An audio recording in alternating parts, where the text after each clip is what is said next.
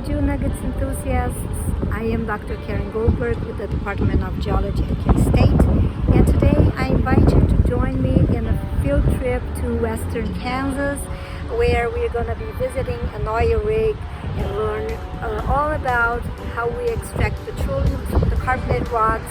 There are the reservoirs in this area. Oil and gas production, along with agriculture, is one of the main economic activities in Kansas. Kansas is the leader in wheat, sorghum, and beef production, and we are among the top 10 corn producers in the U.S. As far as petroleum goes, Kansas ranks 9th for oil and 14th for natural gas production in the U.S., with over 2,100 licensed oil and gas operators producing nearly 36 million barrels of oil and more than 185 billion cubic feet of natural gas in 2018. Oil and gas are produced when rocks rich in organic matter, primarily microscopic creatures like zooplankton and algae, are cooked by increased heat and pressure deep within the earth. The liquid or gas product of this squeeze and heat is stored in a porous rock, kind of a sponge, that holds the oil or gas in its empty spaces.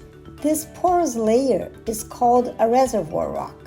To access the reservoir and retrieve the petroleum, we need to dig through the rock layers from the surface to the reservoir, drilling a well.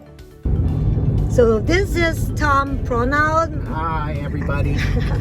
He's an independent oil producer in Kansas, and he's gonna be our host today when we visit the oil rig. You can see here some of the flatlands Beautiful scene in Kansas where we're going for the oil rig.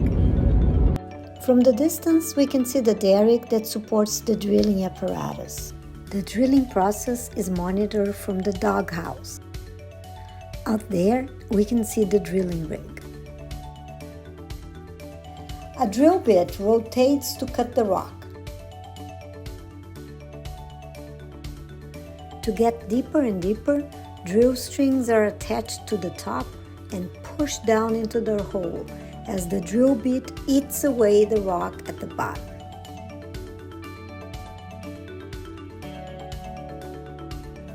This is hard, time-consuming work, but these guys are pros. They make it look easy. Drilling fluid, or mud, is pumped through the drill pipe and into the well to lubricate the drill bit and bring the cuttings, little pieces of the rocks it is drilling through, back to the surface. The shale shakers is where the cuttings are collected.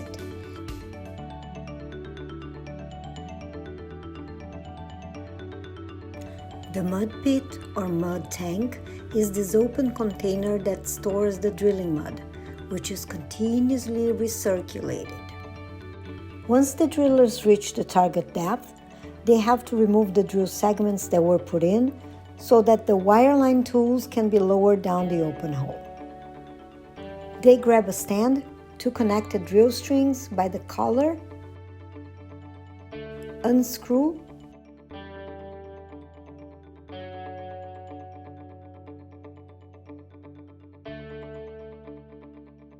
and lift it to the top of the rig. One person climbs up to the racking board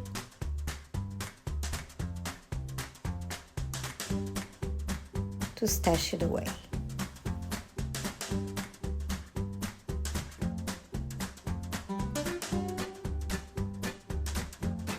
Next, well logging. It is also called wireline logging. Basically, what we do is use different instruments to measure the properties of the rocks downhole. These properties include things like the natural radioactivity or density or resistivity of these rocks.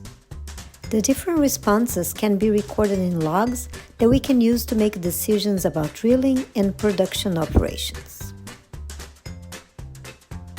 The logging tool with the instruments on the end of the wireline is lowered into the borehole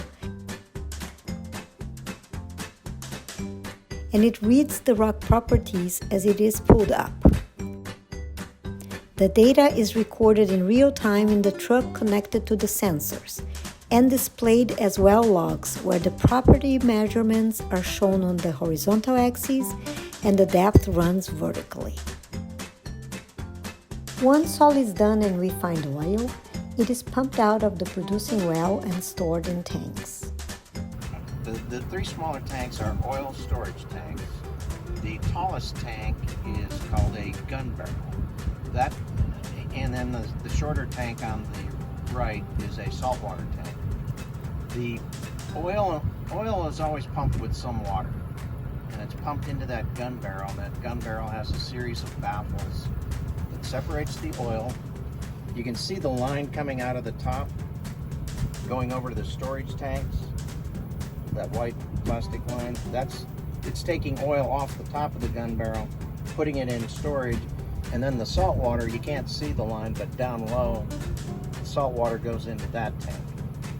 So the crude oil buyers come and they pick up the oil from the storage tanks, and saltwater haulers come and take that salt water and haul it to a safe disposal site. And this oil is being pumped from somewhere out in the fields. Out in the field of corn that we can't see. Right, cool. So now that you have an idea of what happens in an oil rig, I hope you can admire the exploration and production structures that you may encounter along the way, in Kansas or elsewhere, knowing that there is a lot of hard work and technical knowledge that goes into the petroleum industry. Thanks for watching, and I'll see you next time.